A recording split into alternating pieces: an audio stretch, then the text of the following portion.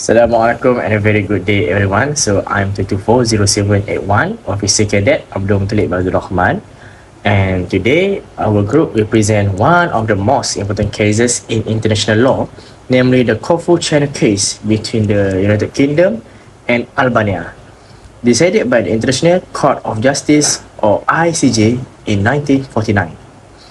So this case is significant because it was the first contentious case heard by the ICJ after the court was established.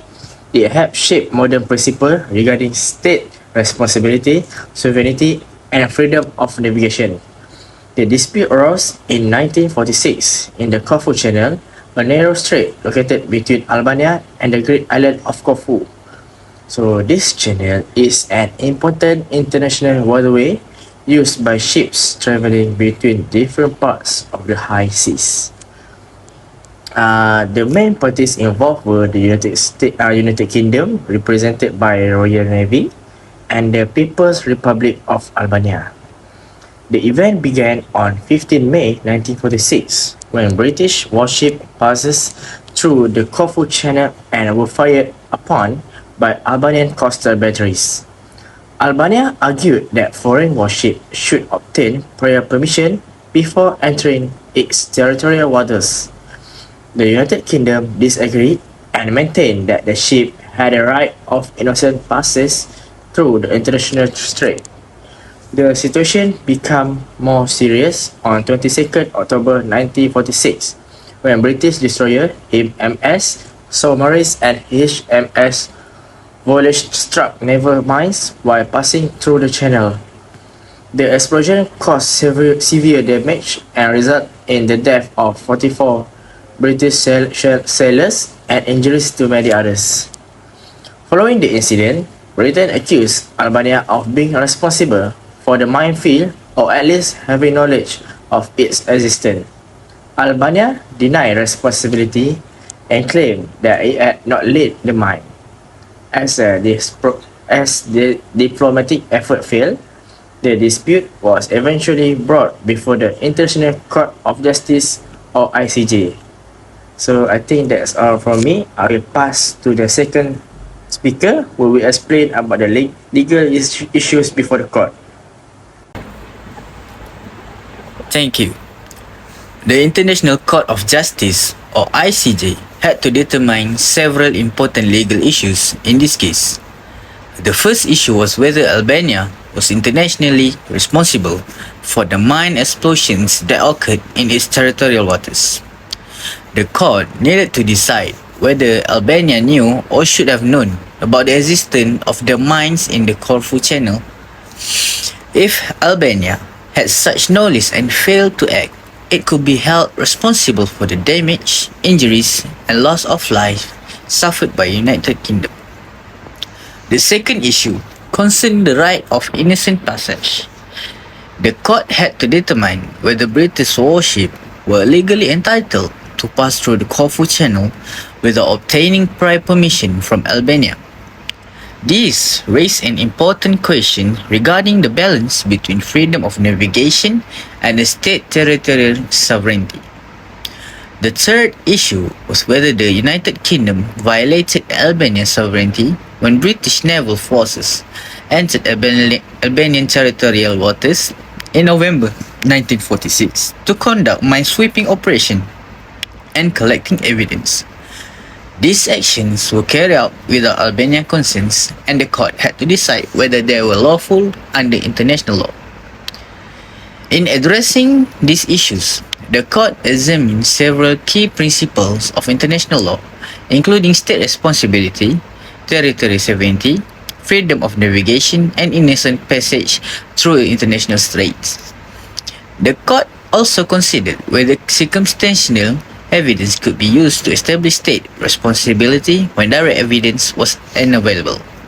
Since Albania exercised exclusive control over the area where the mines were found, obtaining direct proof was particularly difficult. These legal questions form the basis of the court's judgment and have continued to influence the development of international law up to the present day. Thank you. I will now pass the presentation to speaker number 3, who will discuss the arguments presented by both parties. Thank you. Let us now examine the argument advanced by both sides. The United Kingdom argued that Albania was responsible under the international law because the mines were located in Albanian territorial waters and could not have been placed without the knowledge of Albanian authorities. Britain claimed that Albania either laid the mine itself or knowingly allowed others to do so. Britain further argued that Albania had a duty to warn ships about the presence of the minefield. By failing to provide such a warning, Albania breached its international obligation and became responsible for the resulting damage and deaths. The United Kingdom also maintained that its naval vessels were exercising a lawful right of innocent passage to an international strait. Therefore, their presence in the CORFU channel was legal. On the other hand, Albania denied any involvement in laying the mines and argued that there was no direct evidence proving its responsibility. Albania claimed that the United Kingdom had failed to meet the required burden of proof. Albania also argued that foreign warships should obtain permission before entering its territorial waters and that Britain had violated Albania's sovereignty.